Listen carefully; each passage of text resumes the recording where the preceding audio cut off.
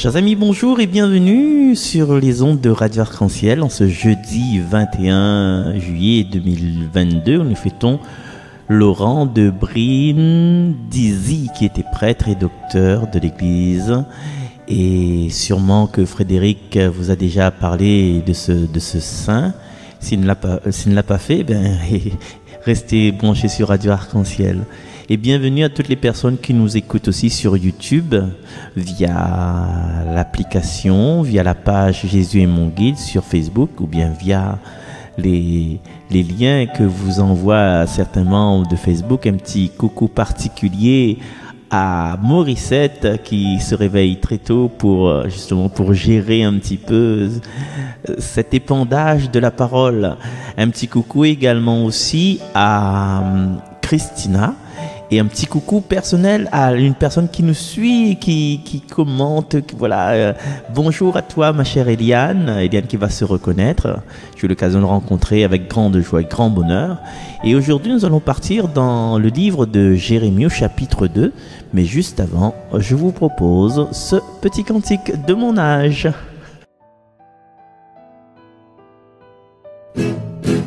Vers toi, Seigneur, le cri de notre joie. Sur les chemins, tu viens fleurir nos pas.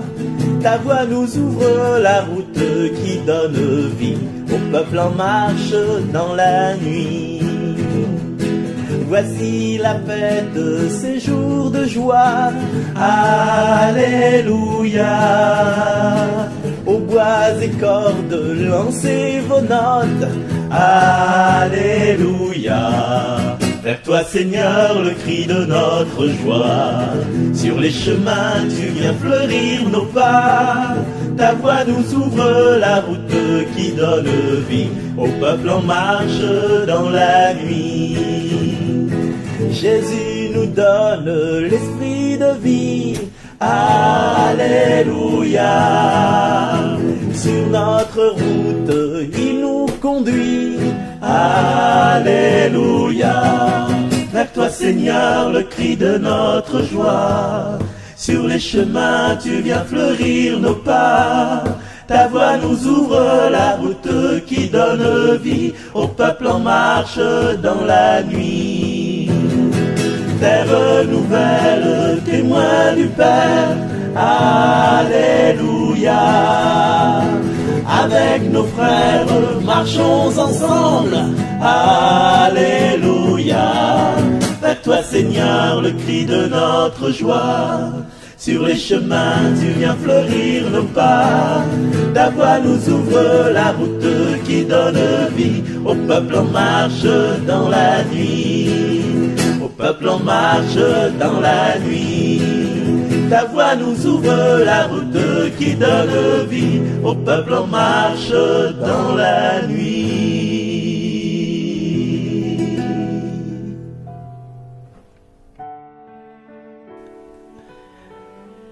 Lecture du livre du prophète Jérémie. La parole du Seigneur me fut adressée.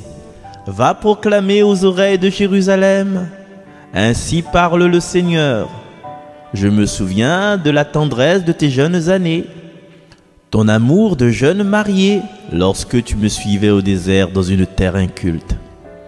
Israël était consacré au Seigneur, première gerbe de sa récolte. Celui qui en mangeait était coupable, il lui arrivait malheur, oracle du Seigneur. Je vous ai fait rentrer dans une terre plantureuse pour vous nourrir de tous ses fruits. Mais à peine entré, vous avez profané ma terre, changé mon héritage en abomination. Les prêtres n'ont pas dit « Où est-il le Seigneur ?»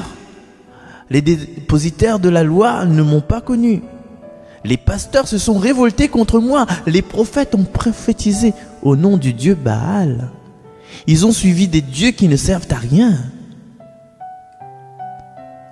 Cieux, soyez-en consternés, horrifiés, épouvantés, oracle du Seigneur.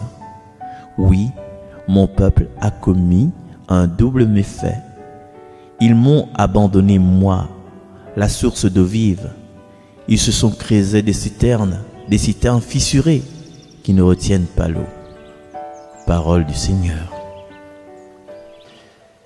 Chers amis, ce passage de livre de Jérémie, eh bien, c'est un passage là, un peu compliqué, mis à vous autres, et nous oublie un peu notre héritage judéo-chrétien que nous avons dans la civilisation actuelle. Et il y a des choses dans ce passage-là. Cette parole a été mise à l'écrit. Et il y a des choses, il peut réfléchir à nous un petit peu plus. Alors, le Seigneur, il cause avec Jérusalem. Il cause avec Jérusalem, il dit à Jérémie, allez cause avec Jérusalem. Et Jérusalem, c'est là où ça a toute la foi des Juifs, des Hébreux. Et Jérémie, il rapporte ce que le Seigneur a dit à lui, et il parle de la tendresse des jeunes années, quand le peuple de Jérusalem te suive aller au désert comme une jeune mariée, une terre inculte, il parle le désert, quoi. Et puis, faut dire que le Seigneur la met Israël sous son aile. Israël, c'est tout le peuple de Jacob, sous son aile. Et avec la puissance du Seigneur là, s'il avait un qui touche à Israël, franchement, t'es arrivé à l'immalheur. Et oracle du Seigneur dit oui, ça les vrais oracles. C'est une solennité, si vous voulez, une solennité. Et puis, le Seigneur, il rappelle à Israël que tout ça que le Seigneur l'a fait pour lui, entrer dans une terre plantureuse, nourrir des fruits. C'est là l'intention du Seigneur qui veut mener à nous, qui veut mener Israël, qui veut mener Jérusalem, dans un endroit où ça, il est bien, où ça, il pourra se développer. Mais, comme il a fait l'homme libre, il a fait l'humanité libre, il n'a pas gagné la confiance et maintenant il est en colère. Vous avez profané ma terre, changé mon héritage en abomination. Vous dites, tout ça que Dieu l'avait préparé pour le peuple, la tonne au vinaigre, quoi, la tonne au vinaigre. Et pourquoi la tonne au vinaigre? Jusqu'à là, on ne connaît pas pourquoi. Et les bons représentants du lien de la religion veut dire lié au Seigneur, l'a pas dit où est-il le Seigneur, parce que la paix à un moment donné dans un tourbillon, mais comme il disait, les gens que l'avait la loi ne m'ont pas connu, les pasteurs se sont révoltés contre moi. Alors on a les prêtres, les dépositaires de la loi, les pasteurs. Là c'est les personnes que vraiment tu devrais représenter la présence du Seigneur dans le peuple de Jérusalem. Et c'est il interpelle à moi qu'il dit les prophètes ont prophétisé au nom du Dieu Baal. Ils ont suivi des dieux qui ne servent à rien. Alors, je ne suis pas parti trop loin de l'école, moi, à moi personnellement, je ne suis pas parti trop loin, ma petite cabra, pas non. Je suis retourné, ma vie plus l'essence. Le bus avait plus l'essence. Quand, dans l'Ancien Testament, dans le livre de Jérémie aujourd'hui, il dit que les prophètes ont prophétisé au nom du Dieu Baal. Le Dieu Baal, avec un petit D, il veut dire que, dans la logique des choses, il ne veut pas remettre, chers amis, il ne veut pas remettre en cause la foi judéo-chrétienne et la foi musulmane. Hein. S'il a dit que nous avons un Dieu il appelle Baal, il veut dire que il avait plusieurs dieux. Mais la religion, les religions monothéistes, que ça il dit ça, la définition c'est de croire en un seul Dieu. Et croire en un seul Dieu, il ne veut pas dire qu'il avait un seul Dieu. Ça, tu vois, parce que le peuple d'à côté, là, les Phéniciens par exemple, l'avaient fait le culte avec sous le nom du roi Baal. Et puis l'ami parle de Phéniciens, et puis l'autre c'est quoi, Syrie, la Phénicie, et puis les Syriens, ils avaient d'autres dieux autres. Et le peuple juif, ils avaient Dieu Yahvé. C'est ce Dieu qu'elle a pris en la materné le peuple Israël. Hein? À un moment donné, il faut l'écrit, ben, il faut que nous essayions de comprendre que ça va se passer. Mais ce Dieu Baal, vous avez peut-être déjà entendu parler que ça arrive ces bonnes prêtres là avec Élie, hein, sous le règne du roi Akab avec Jézabel. Voilà. Les 400 prêtres, il a été tué, il a été massacré par Élie parce qu'il avait un système il avait une compétition sur le mont Carmel et ça m'invite à refouiller dans le livre des rois, hein. Voilà, à refouiller dans le livre des rois parce qu'aujourd'hui, nous avons cette chance aujourd'hui sur les ondes de Radio Arc-en-Ciel et sur YouTube, à la Réunion, hein, mais pas dans mon expression de réunionner, de pouvoir ouvrir l'Ancien Testament que dans les églises, ils rouvrent l'Ancien Testament, mais nous assisent pas dessus. Nous approfondit pas.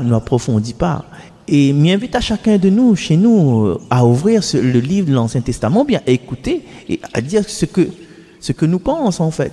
Et des fois, il est vrai que moi, personnellement, m'y donne des commentaires de façon subjective, de façon dans mon ressenti. Mais là, aujourd'hui, ben, on est obligé de dire que ben, Dieu Baal, ben, notre Dieu pour d'autres peuples, en fait, en fin de compte.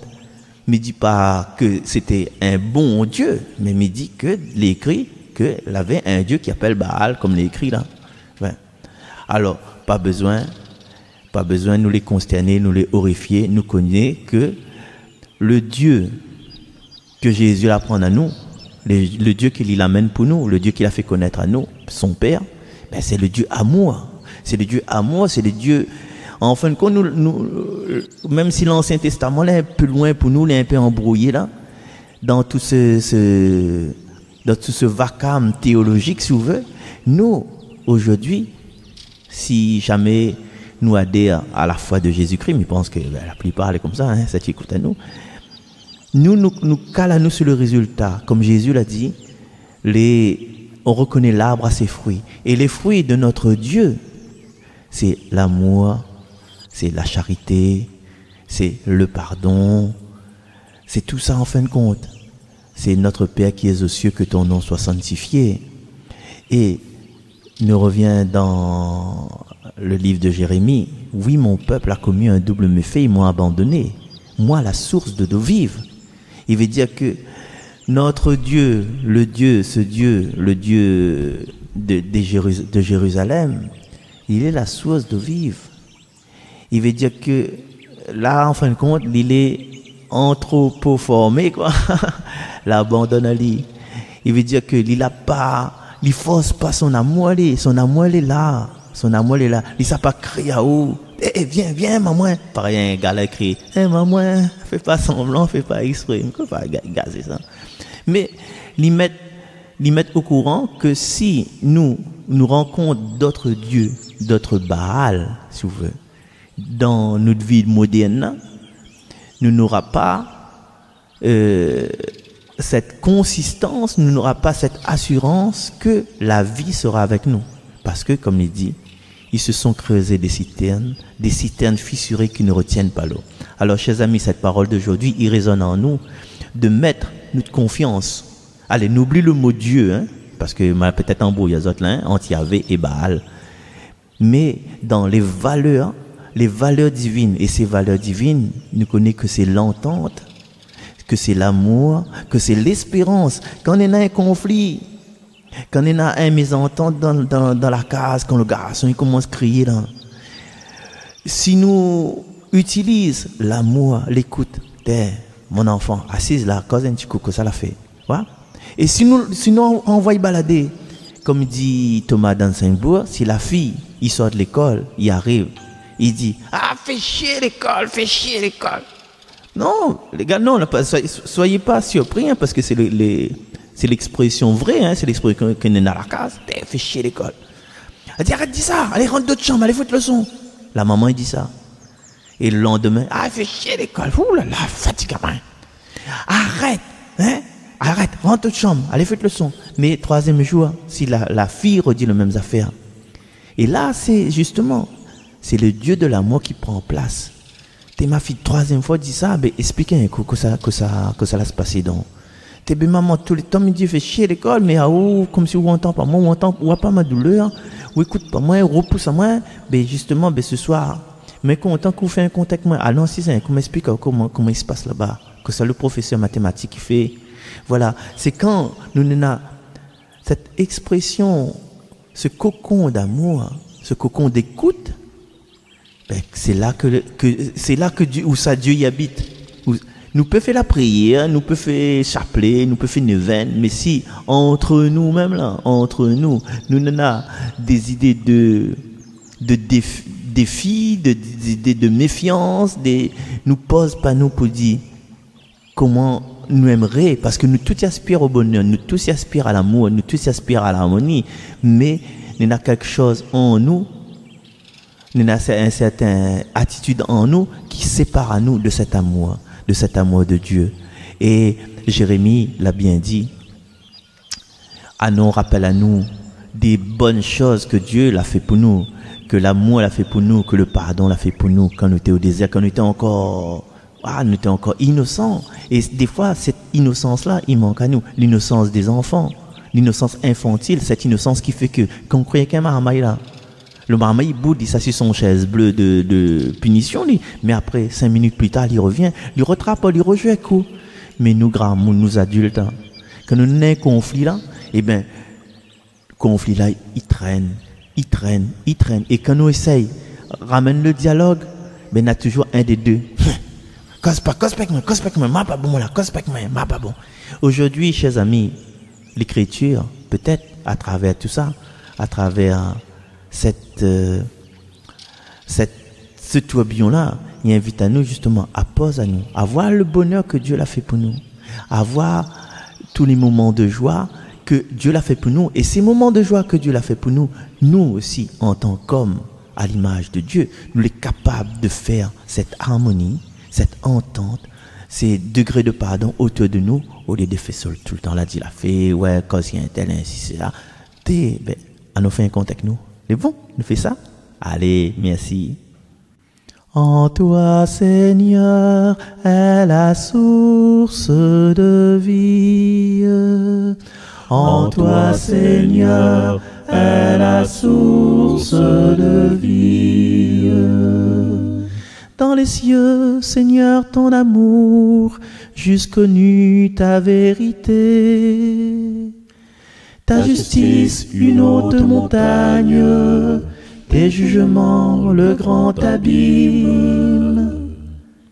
En toi, Seigneur, est la source de vie. Qu'il est précieux ton amour, ô mon Dieu. À l'ombre de tes ailes, tu abrites les hommes. Ils savourent les festins de ta maison. Au torrent du paradis, tu les abreuves. En toi, Seigneur, est la source de vie. En toi est la source de vie. Par toi, nous voyons la lumière. Garde ton amour à ceux qui t'ont connu, ta justice à tous les hommes droits. En toi, Seigneur, est la source de vie. Voilà, chers amis, merci de m'avoir suivi encore une fois en ce 22 juillet. Eh ben oui, 21 juillet. Je suis toujours en avance sur mon temps. Voilà, merci encore, merci Christina, merci à tout le monde et merci toutes les personnes qui œuvrent, Bernard, Mazam, Dani, qui œuvrent pour le montage de ces émissions. Allez, nous retrouve à bientôt, à très bientôt. Au revoir.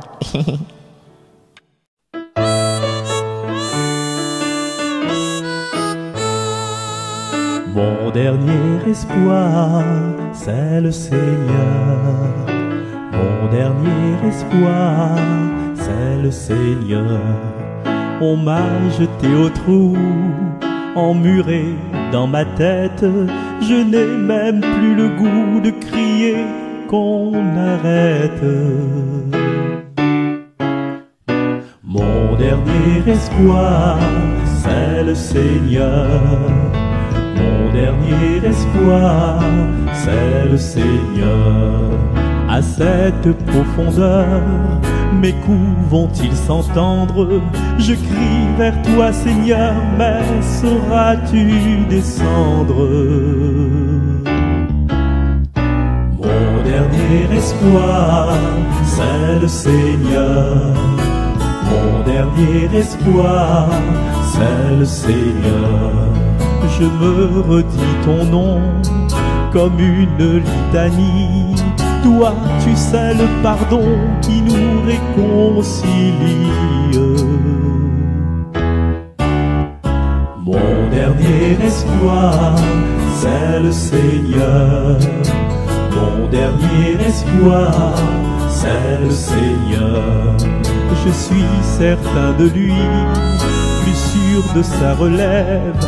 Comme il heure dans sa nuit, il est sûr du jour qu'il lève. Mon dernier espoir, c'est le Seigneur. Mon dernier espoir, c'est le Seigneur. Je ne suis qu'un salaud, et si tu fais mes comptes, je me ferai la peau dans mes bas-fonds de honte. Mon dernier espoir, c'est le Seigneur. Mon dernier espoir, c'est le Seigneur. Le Seigneur est pardon, il n'est pas récompense. C'est parce qu'il est bon que j'ai sa préférence. Mon dernier espoir, c'est le Seigneur. Mon dernier espoir, c'est le Seigneur. Mon dernier espoir, c'est le Seigneur. Mon dernier espoir, c'est